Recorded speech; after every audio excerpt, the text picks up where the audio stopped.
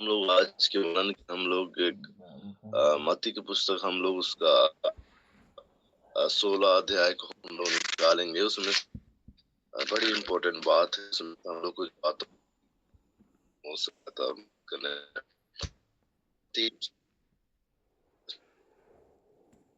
से और possible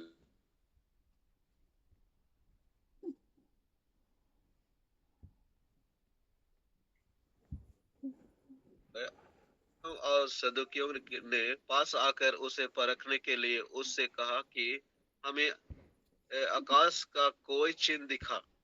उसने उनको उत्तर दिया कि सांझ को तुम कहते हो कि खुला रहेगा क्योंकि आकाश लाल है, और भोर को कहते हो कि आज आंधी आएगी क्योंकि आकाश लाल और धुंधला है। तुम आकाश का लक्षण देखकर भेद बता सकते हो, पर समयों के चिन्हों का भेद नहीं बता सकते हो। इस युग के बारे और व्यभिचारी लोग चिन्ह ढूंढते हैं, पर यूनुस के चिन्ह को छोड़ कोई और चिन्ह उन्हें न दिया जाएगा। और वह उन्हें छोड़कर चला गया। आमीन। Praise the Lord. Thank you pastor. तो आज का जो हमारा विषय है, चिन्ह नहीं विश्वास चाहिए प्रभु यीशु मसीह की उपस्थिति में चलने वालों के लिए। सो उन दिनों की बात अगर थोड़ा-सा मैं आपको इसका परिचय बता दूं तो सदूकी और फरीसी जो है ये आपस में कहा जाए तो एक विरोधी लोग थे, और विरोधी होने के कारण कभी भी एकता के साथ में नहीं रहा करते थे। परंतु यहाँ की घटना को अगर हम लोग देखते हैं तो घटना इस प्रकार है कि फरीसी और सदूकी एक मेल हो जाते हैं, और जब मेल हो जाता है तो ये लोग सच्चाई के विरुद्ध में खड़ा हो जाते हैं, और सच्चाई के विरुद्ध में खड़ा होने के साथ साथ में लोग क्या करते हैं कि सत्य के विरोध में बातचीत करने के लिए जाते हैं। तो हम लोग देखते हैं कि सबसे पहले ये लोग ना चमत्कार की मांग कर रहे हैं, प्रभु यीशु मसीह के पास जाकर चमत्कार देखने का मांग कर रहे हैं। और हमारे जीवन में भी कभी-कभी इस तरीके से होता है कि पहले हमारे लाइफ में चमत्कार हो, हमारी बीमारी ठीक हो, हमारी जो समस्या है, समस्या सबसे पहले ठीक हो। उसके बाद हम लोग कई बार हमारे लोग जो है आजकल हम लोग हर एक व्यक्ति पास्टर हैं, प्रभु के सेवक हैं। सेवकाई में भी हम लोग कई बार कहते हैं तभी हम लोग विश्वास करेंगे, विश्वास करके आगे हम लोग बढ़ेंगे। परंतु हम लोग इस बात को देखते हैं कि मैंने एक बात को बोलता हूँ हमेशा कि अगर कोई व्यक्ति चिन्ह चाहता है ना तो चिन्ह जो है सीमित रहता है, और चिन्ह जो है कुछ समय तक रहता है। उसके बाद अगर उसको जब प्राप्त हो जाता है तो प्राप्त होने के बाद जो है उसको फिर से उस चिन्ह जो उसको मिल जाता है उसी में वो खुशी बनाता है और आनंद करता है। जय जय जो भी आनंद जय जयकार जो भी है उसके लाइफ में वो करना चालू कर देता है। चिन्ह जो है सीमित होता है, परंतु जो विश्वास होता है अटूट बना रहता है और परमेश्वर के साथ में चलता रहता है। तो उसी तरीके से हम लोग यहाँ पर देखते हैं और देखेंगे कि ये फरीसी और सदूकी लोग जो है चिन्ह क्या नहीं देखे थे। अगर आप कहेंगे तो चिन्ह ये लोग देख चुके थे, पहले से ही चिन्ह देख चुके थे, लेकिन इनके अंदर में एक सवाल है, और सवाल ये है कि यीशु हमको चिन्ह दिखा है, ठीक है ना? लेकिन आज का जो पहला जो नंबर इसके अंदर में हम लोग हैं कि गलत उद्देश्य से मांगा गया चिन्ह, ये गलत है, ठीक है ना? तो गलत उद्देश्य है इनके अंदर में जो है। फरीसी और सदूकी जो है यीशु को फंसाने के चक्कर में थे, ठीक है ना? यीशु को ये लोग गुमराह करने के विचार में आए थे कि कहीं ना कहीं यीशु को फंसाएं अपने बातों में और उससे परीक्षा करें।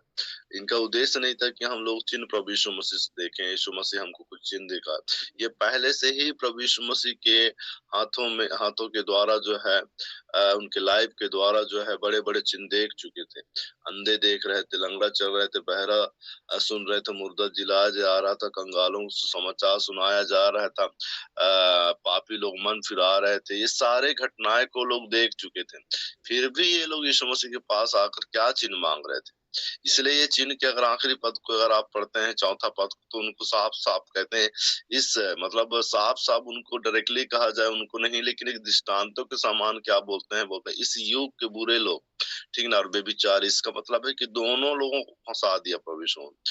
अब दोनों लोग फंसा कर उनको क्या बोलता है कि इस युग के लोग, इस युग के बुरे और बेविचारी, इसका मतलब बुरे किसको? बुरे मतलब फरीसी, और बेविचारी कौन? सदूकियों। तो प्रभु यीशु मसीह की बात करने का, उनको फंसाने का, उन्हीं की बात में कहा जाए ना, उन्हीं की, वो लोग खुद ही सवाल किए और उन्हीं के सवाल पर प्रभु यीशु मसीह हथौड़ा चला रहे हैं।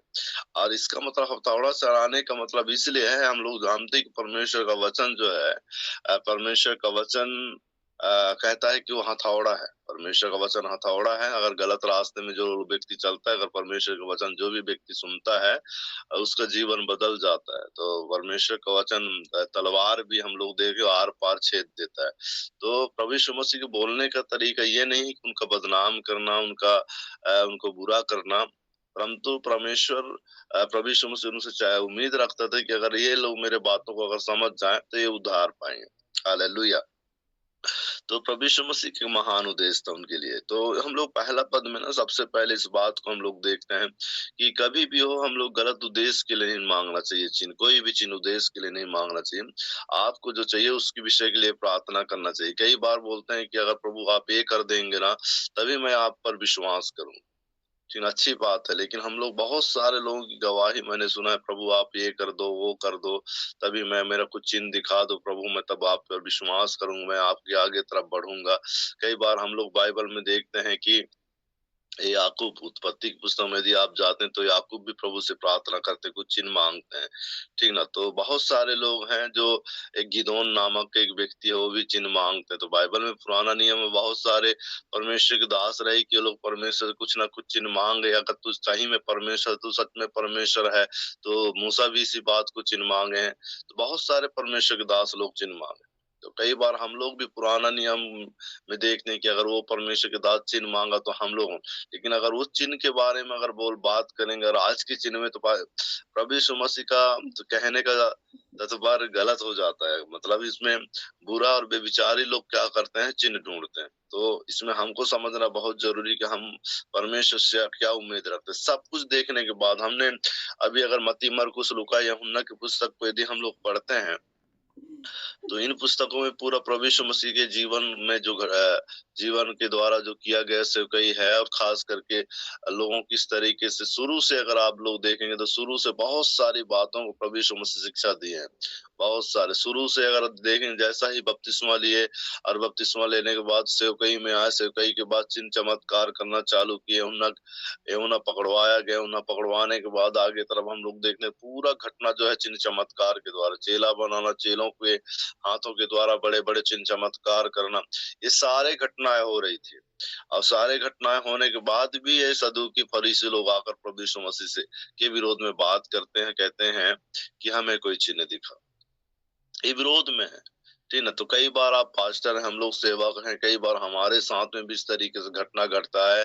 अगर कहीं चिन्ह चमत्कार भी नहीं हुआ, कभी चंगाई छुटकारा, कोई घटना दुर्घटना हो गया अगर हम हमारी प्रार्थना के द्वारा, तो बहुत सारे लोगों का विश्वास भी इसमें क्या हो जाता है? खत्म हो जाता है। बहुत सारे लोग यीशु को छोड़कर बाहर चले जाते हैं।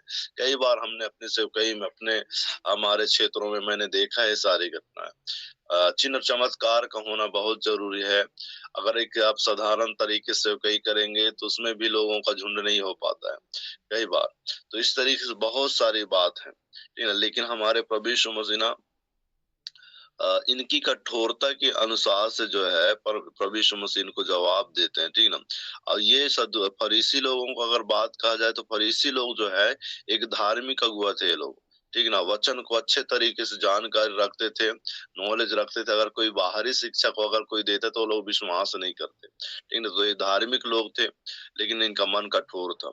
लेकिन उसी साथ साथ में अगर सदूकी लोगों को अगर आप बात करें, तो सदूकी लोग जो है आत्मिक बातों पर विश्वास ही नहीं करते थे, ठीक ना। आत्मिक चीजों पर विश्वास नहीं करते थे।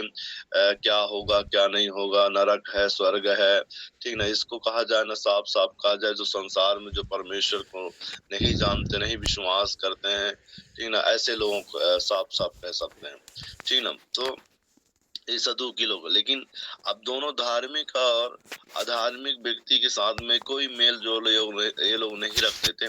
परंतु जब मसीह को सताने का, मसीह का परीक्षा करने का, या मसीह को कुछ उल्टा पुल्टा कहने आता है पता है, तो एक धार्मिक व्यक्ति भी आ जाता है और एक अधार्मिक व्यक्ति, दोनों मिलकर जो है यहाँ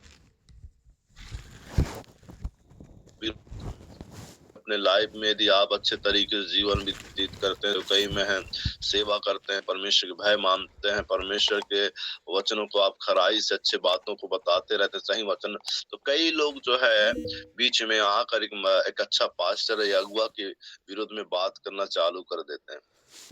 हमें इस बात को जानना है, लेकिन हमें इस बात को जानते हुए अगर प्रभु यीशु मसीह को सताए लोग, प्रभु यीशु मसीह की परीक्षा किए, तो हो सकता है हम एक प्रभु के दास हैं, हमारे साथ में कई बार परीक्षा हो सकता है, लोग कर सकते हैं, लेकिन पता है हमें इस बात को जानना है, हम प्रभु पर विश्वास करते हैं, प्रभु हमारे लिए द्वारों खोलता है, हमें चिंता नहीं करना है, घबराना नहीं। तो मैं इसके लिए कुछ बातों को आपको बताता हूँ कि सबसे पहले जो है, ठीक ना, अगर इस तरीके से अगर घटना घटना चालू कर दे, जैसे कि एक छोटा बच्चा होता है, अपने पिता के हाथ पकड़कर अगर वो जाता है, ठीक ना, तो उसको पिता जो है, पिता अगर पिता बाप बच्चे के साथ में, आप लोग कई बार आप लोग देखे, अगर पिता बच्चे के साथ में, तो ये बच्चा जो है हमेशा ये नहीं कहता है कि मुझे नक्शा बता, मुझे कोई चित्र बना के बता, हम लोग कहाँ जा रहे हैं, किस रास्ते में जा रहे हैं, कैसे जा रहे हैं, ये बच्चा कभी नहीं बोलता है, ठीक ना। वो बच्चा बड़े विश्वास के साथ अपने पिताजी के साथ में चलते हैं, उसे कोई चिन्ह की जरूरत नहीं है, कोई रास्ते की जरूरत नहीं है, उसे कोई कहाँ जाएंगे उसको कोई जरूरत नहीं, क्योंकि उसके साथ में पिता है और उसको पता है कि मेरा पिता जो है गलत रास्ता मुझे चलाएगा नहीं, गलत रास्ता मुझे अगुवाई नहीं करेगा, ठीक ना। तो उसी प्रकार हम विश्वास करने वाले लोग हैं, प्रभु के साथ में चलने वाले लोग हैं, हम ये विश्वास करना चाहिए, ये चिन्ह नहीं, हमें विश्वास चाहिए और हम विश्वास के साथ हम लोग चल रहे हैं। इसलिए लिखा है इब्रानी में, कहता है विश्वास अनदेखी वस्तु का निश्चय प्रमाण है। तो हम विश्वास के साथ हमको चलना चाहिए कि अगर हम जिस परमेश्वर को जान गए, ठीक ना, जिससे यीशु को जान गए, यीशु का जो बताया हुआ शिक्षा है, यीशु को बताया हुआ हमारे लिए उसका एक ज्ञान जो है, उसका सिद्धांत जो है हमारे लिए बेस्ट है, और यीशु के अलावा और कोई बात हम लोगों को हम लोग सुनते हैं, जो लोग सुनाते हैं, तो हो सकता है वो हमारे लिए हानिकारक हो सकता है, परंतु हमारे यीशु मसीह का बताया हुआ शिक्षा पता है एक पिता के समान है, एक हमारा अगुआ के समान है। इसलिए यीशु कहते हैं कि मैं अच्छा चरवाहा हूँ, ठीक ना, अपने भेड़ों को मैं जानता हूँ, अब भेड़े भी मुझे जानती है। अगर हम यीशु को जान चुके हैं, तो यीशु हमको जानते हैं, ठीक है। इस बात को हमें समझना बहुत जरूरी है, और यीशु जो है हमें कभी गलत रास्ता में लेकर नहीं जाएंगे, ठीक ना। तो हमें ये विश्वास करना बहुत जरूरी है, यीशु ही ऐसा परमेश्वर है जो हमें सही रास्ता में, हम जिस तरीके छोटा सा बच्चा का मैं उदाहरण आपको बताया कि छोटा बच्चा जिस तरीके से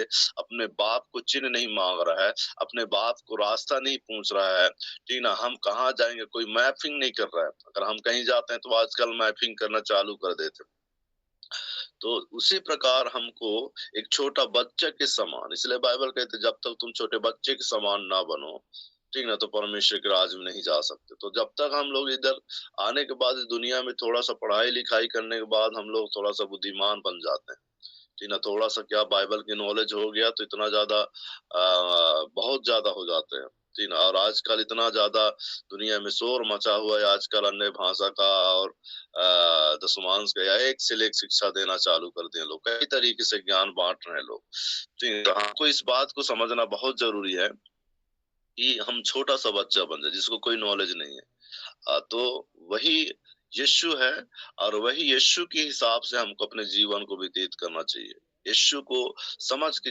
जीवन व्यतीत करना चाहिए, हमें इधर उधर देखने नहीं। पहले हम ये नहीं कहना चाहिए कि हमको रास्ता दिखाओ तब मैं आँख खोलूंगा, ठीक ना। हम लोग कई बार कहते हमको रास्ता बता दो भैया, हम तब उसके बाद आँख खोलेंगे, लेकिन हम लोग परमेश्वर में, मैं कहता हूँ कि हम पहले विश्वास करो, रास्ता आप पे आप खुलेगा, विश्वास के साथ आगे बढ़ो और रास्ता आप पे आप करो, विश्वास के साथ कुछ भी काम करो प्रभु के वचन के आधार, तो हमारे लिए रास्ता ऑटोमेटिक खुलेगा, ठीक ना। हम विश्वास नहीं करेंगे, कर्मों को करेंगे ना, तो बाइबल कहता है कर्म भी अधूरा है, विश्वास भी नहीं। तो हम लोग इस बात को समझना, अगर विश्वास करते हैं, विश्वास के साथ आगे तरफ बढ़ते हैं तो हमें चिन्ह की आवश्यकता नहीं। चिन्ह को तो समय के लिए रहेगा, लेकिन विश्वास के साथ हम लोग चलते हैं ना, तो विश्वास में थोड़ा सा समय लग सकता है, इंतजार करना पड़ सकता है। हम लोग अब्राहम को भी देख लिए, अब्राहम विश्वास के साथ चला, और विश्वास के साथ चला तो परमेश्वर, बाइबल कहती है, उसे परमेश्वर ने जो प्रतिज्ञा दिया था वह प्रतिज्ञा उसके विश्वास के द्वारा पूरा हो। और आज अब्राहम हमारे पिता क्यों कहलाया जाता है? क्योंकि हम, जैसा अब्राहम विश्वास किया था, वैसे हमको भी परमेश्वर कहते हैं हम विश्वास के साथ चले। हालेलुया। तो हम इस बात को देखना है, सदूकी फरीसी के समान हमारे लाइफ को नहीं बना के चलना कि जी प्रभु आप कुछ चिन्ह चमत्कार दें तभी हम कुछ कर पाएंगे, तभी आपको सेवा करेंगे, तभी आपके पीछे चलेंगे, है ना? तो केवल परीक्षा के लिए हो जाते हैं सारी बातें। हम विश्वास के साथ चलते रहें, छोटे से छोटे जो भी परमेश्वर ने हमको दे के रखा है, उस विश्वास योग्यता के साथ आगे तरफ बढ़ना। प्रभु हम सबको आशीष दे। दूसरी बात यदि हम लोग देखते हैं तो यहाँ पर प्रभु यीशु मसीह उनको एक अच्छे जवाब देते हैं, और इस तरीके से जवाब देते हैं कि मौसम के चिन्ह पर, ठीक ना। दूसरा लाइन में आपको बताता हूँ, दूसरा विषय का दूसरा लाइन, तो मौसम के चिन्ह पर, ठीक ना, पर समय का चिन्ह नहीं। इसका मतलब है कि इनको मौसम की जानकारी होता है। मौसम की जानकारी मौसम की जानकारी इनको कैसे होता है? मौसम की जानकारी इनको जो है, ठीक ना, यहाँ की वातावरण को देखने से पता चलता है। इनको वातावरण, ठीक ना, और उसमें प्रभु यीशु मसीह ने साफ साफ बोल दिया है कि तो मौसम अच्छा रहेगा। कैसे अच्छा रहेगा? क्योंकि आकाश लाल है, ठीक ना। आकाश लाल रहने के कारण मौसम ठीक रहता है। हम लोग आजकल गांव में रहने वाले लोग, हमारे दादा परदादा लोग, यही सब चीजों को देखते हुए ना, अगर मौसम लाल है तो बोले नहीं, आज का मौसम जो है बहुत ही अच्छा रहेगा। अगर भोर को अगर आंधी तूफान आंधी आएगी, क्योंकि आकाश लाल है, ठीक है। अगर भोर को अगर लाल हो जाएगा तो हम लोग, हमारे लोग जो है कहते हैं कि आंधी आएगी, इसलिए क्योंकि भोर भोर को ही मौसम थोड़ा सा लाल लाल दिखाई दे रहा है, धूमिल दिखाई दे रहा है, तो इसलिए तो इस सारी चीजों, आकाश के लक्षणों को देखकर यीशु मसीह कहते हैं कि तुम भेद बता सकते हो, पर समयों के चिन्हों के भेद क्यों नहीं बता सकते? एक डांट फटकार जैसा है, ठीक ना। तो हम लोग इस बात को जानते हैं कि मौसम के घने बादल है, ठीक ना, घने काले बादल है, तो हम लोग जानते हैं कि आज कहीं ना कहीं आंधी का वर्षा है, आंधी वर्षा होने वाला है। बादल में कई तरीके से रंगों को लोग देखते हैं, तो कहते हैं कि कहीं ना कहीं इस तरीके से मौसम है, तो पानी की संभावना है। और ये हम लोग बाइबल में बहुत सारे वर्सेसों को अगर हम लोग देखेंगे ना, तो बाइबल में भी इस तरीके से है, ठीक है। दक्षिण की हवा चलती है तो कुछ गर्मी हवा आ जाती है, 12 का 55 में, ठीक है ना। फिर उसके बाद इर्मिया की पुस्तक 18 का 17 में अगर हम लोग देखते हैं पूर्वी हवा, ठीक ना, तो हम लोग देखते हैं पूर्वी हवा जब चलती है, ठीक ना, सबसे जमीन हो जाती है। एक गीत गाते हैं हम लोग, तो पूर्वी हवा के द्वारा जो है सूखापन आता है, ठीक है ना। तो जमीन जो गीला रहता है वो सूख जाता है। तो हर एक जो है मौसमों के द्वारा जो है लोगों ने जानकारी रखते हैं, और उसी, ठीक है ना, वर्षा कब होगा, ये सब चीजों के बारे में लोगों को जानकारी है मौसम के द्वारा, ठीक है ना। ये सारे बाइबल वर्सेस बाइबल में है, ठीक है ना। तो ये वर्षा या समय के बारे में भी बाइबल हमको सिखाती है, समझाती है। लेकिन मैं इसमें प्रभु यीशु मसीह ने उनको बोलते हैं कि तुम समय को देख कर, ठीक ना, समय को देख कर जो है सब कुछ, मौसम को देख कर सब कुछ जान जाते हो किस तरीके से आज का दिन रहेगा, कल का दिन रहेगा। और उसी के हिसाब से हमारे भारत देश में ना कैलेंडर बना है, उसी का तो जो मौसम, पानी कब आएगा, पानी कब नहीं गिरेगा, सब नॉलेज पहले से जानकारी होता है मौसम की वजह से। तो वैज्ञानिक लोग भी इसमें जुड़े रहते हैं। परंतु परमेश्वर से उनको इसी मौसम में, मौसम के द्वारा उनको एक संदेश दे रहे थे कि सब कुछ को जान रहे हो, देख रहे हो, फिर भी तुमको समझ में नहीं आता है, ठीक है। तो मौसम जो है ये बाहरी ज्ञान को दर्शाता है, बाहरी बुद्धि जो है मनुष्य के जीवन में, बाहरी बुद्धि, बाहरी ज्ञान है, उसको दर्शाता है। परंतु और समय और आत्मिक दृष्टि, मतलब जीवन की दिशा, जीवन की दिशा में आगे तरफ बढ़ने के लिए जो है कुछ भी नॉलेज नहीं रखते हो, ठीक है। जो आप समय के चिन्हों का भेद क्यों नहीं बता सकते?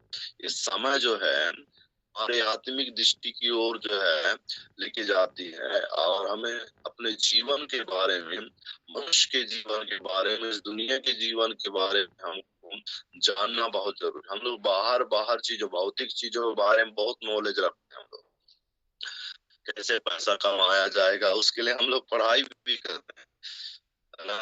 हम लोग बहुत स्टडी करते हैं कि बहुत चीजों को प्राप्त करने के लिए कैसे क्या करना है, कैसे बिजनेस करना है, क्या दुनिया में भयानक बिजनेस का। हम बाहरी चीजों पे हमारा सबसे ज्यादा ना ध्यान फोकस रहता है कि कैसे पैसा कमाया जाए, कैसे अर्न किया जाए। अब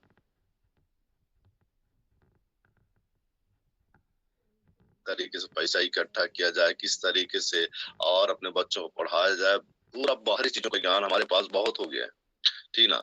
तो लेकिन हमारे समय के साथ में क्या हमारी आत्मिक वृद्धि हो रही है, ठीक है ना। जैसा लिखा है ना, समय के चीजों का भेद क्यों नहीं बता सकते हो।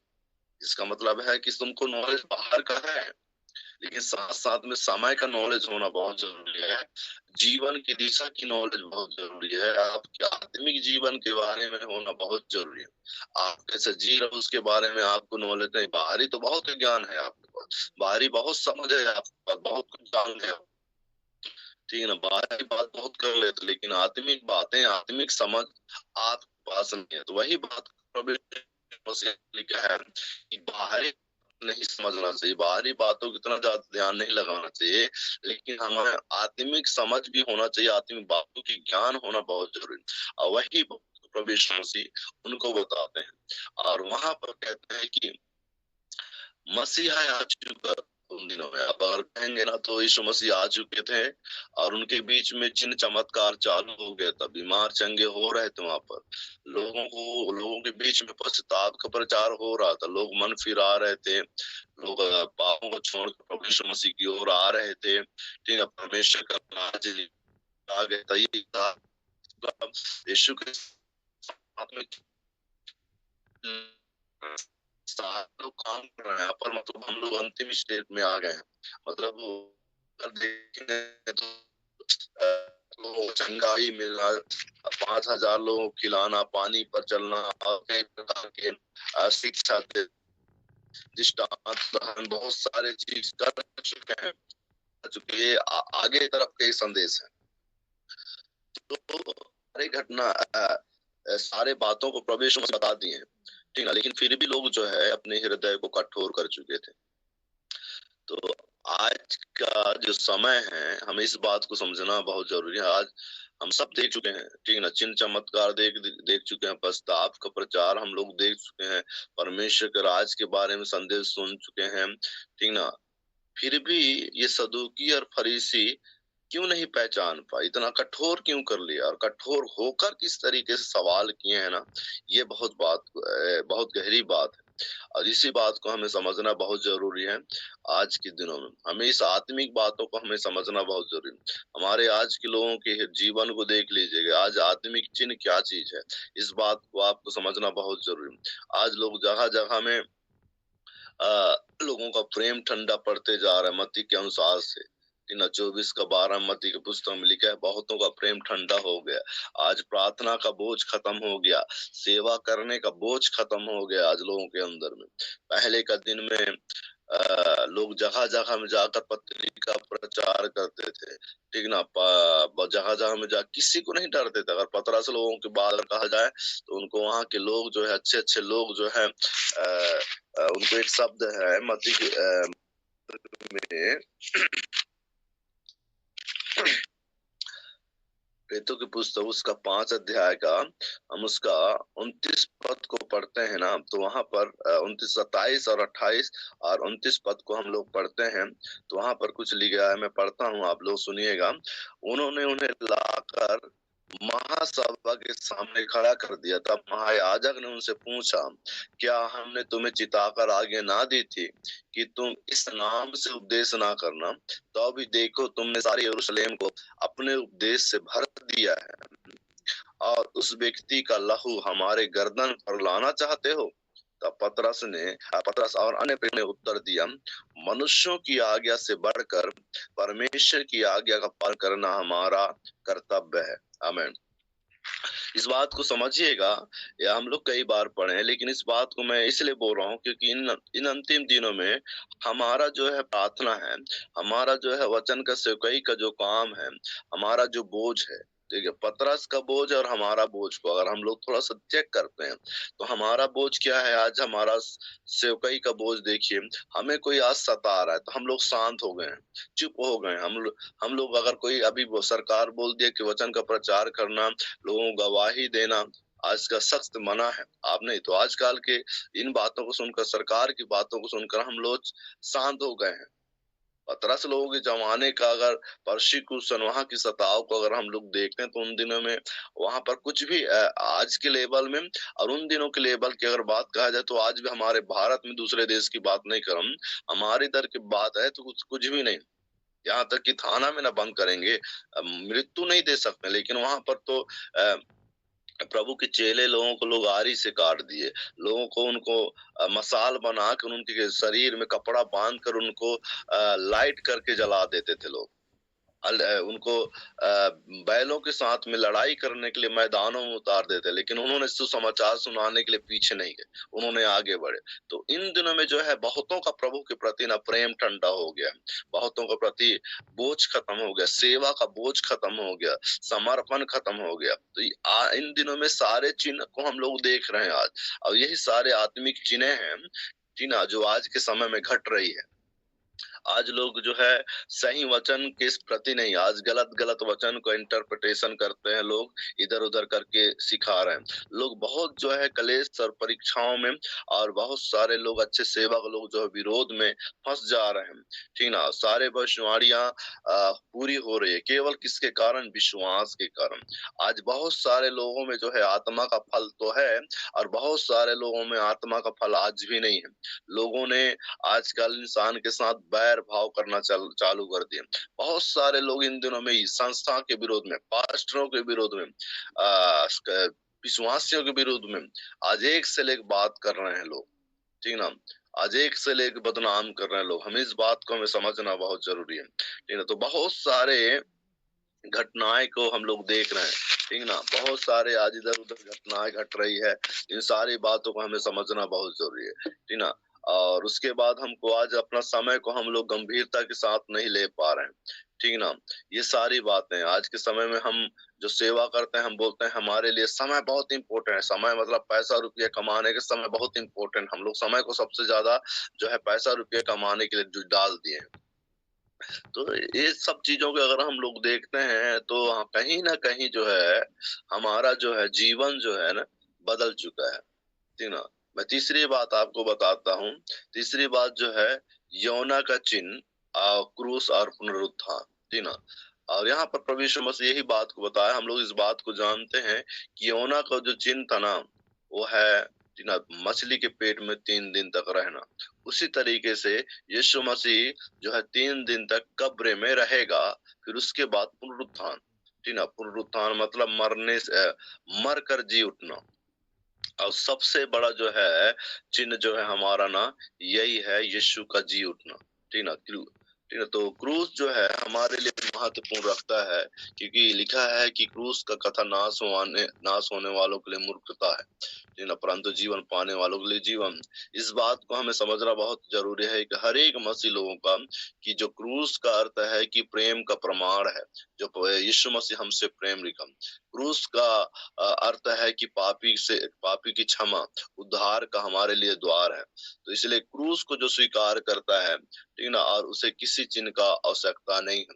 हमारे लिए सबसे बड़ा चिन्ह जो है ना, वो है क्रूस। तो ये क्रूस को धर कर घूमने से उद्धार नहीं है, क्रूस को अपने घर में टांगने से उद्धार नहीं है, ठीक ना।